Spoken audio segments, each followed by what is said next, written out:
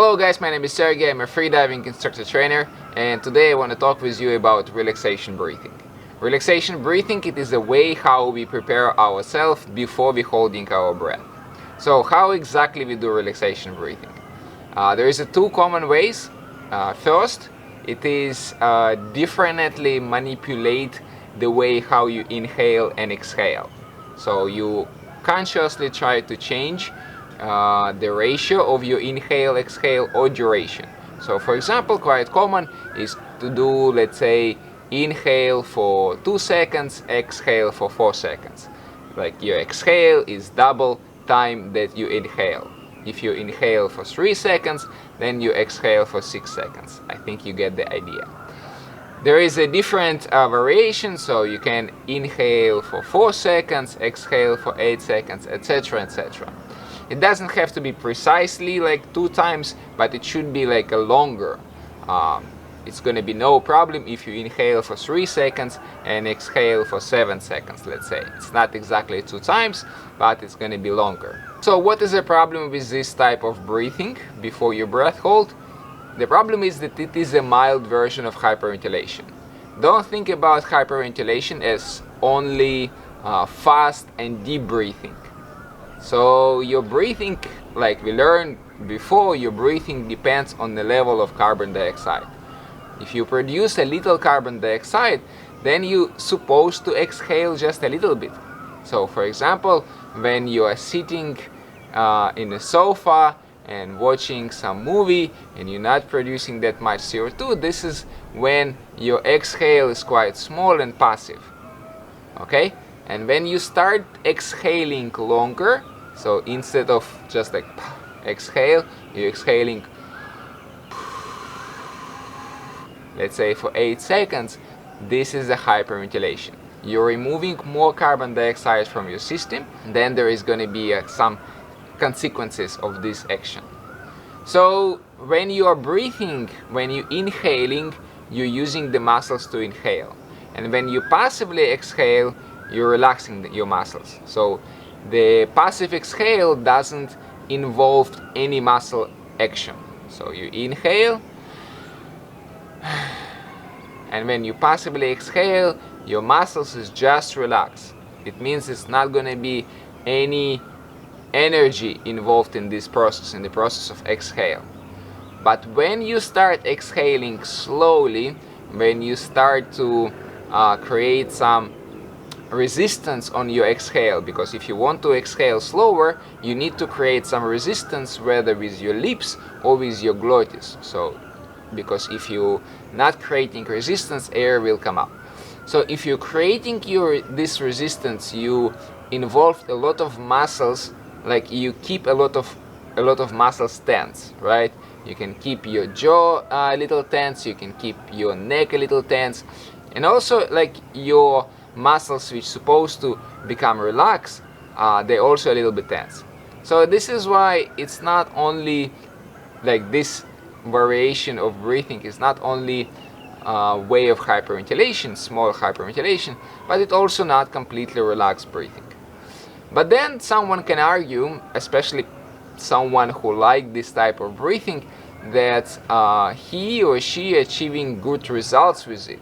In some places you can see that the freediving schools, let's say, they advertise that, okay, come and do this course with us, and then you guarantee gonna reach 3 minutes or 4 minutes or whatever.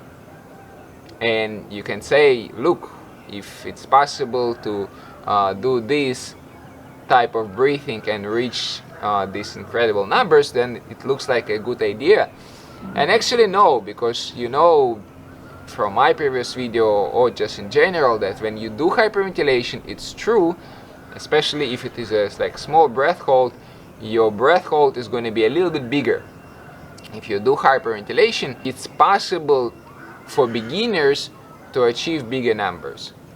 But don't forget, one of the dangers of hyperventilation that you can lose your consciously more easily. And this is what can easily happen, right? Okay, the bottom line, don't do this type of breathing If you're a beginner freediver, it's not a good idea. So then what you need to do instead? A few years ago I heard this from the first time, I think from William Trubridge. I read his Facebook post about how he doing his relaxation breathing before the breath hold, before the deep dive. And then he was describing his relaxation breathing as imagine you are sitting and reading some boring book or watching some boring movie, and this is the way how you breathe is a way of relaxation breathing. It means that you're not really keeping attention on the process of breathing. You try to be relaxed as much as possible, and then you inhale slightly, and then you passively exhale. You inhale as much as your body wants, and then you passively exhale. What you can control during this breathing, you can control that all of your muscles are relaxed, right? You want to be completely sure that your face muscles is completely relaxed, especially muscles around your eyes completely relaxed, your jaw is completely relaxed, your neck is completely relaxed, your shoulder, etc., etc. So this is what you can control. But don't try to manipulate the way how you exhale or how you inhale. Just keep it natural and really relax. So if your body needs to inhale a little bit more, inhale a little bit more. If you need to exhale a little bit longer, exhale a little bit longer. But keep it natural, okay? This will help you to avoid any type of hyperventilation, and then your breath hold is going to be much safer, right? So once again, how to do relaxation breathing?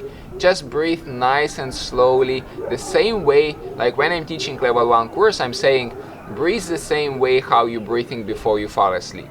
So slow inhale, relax exhale, slow inhale, relax exhale.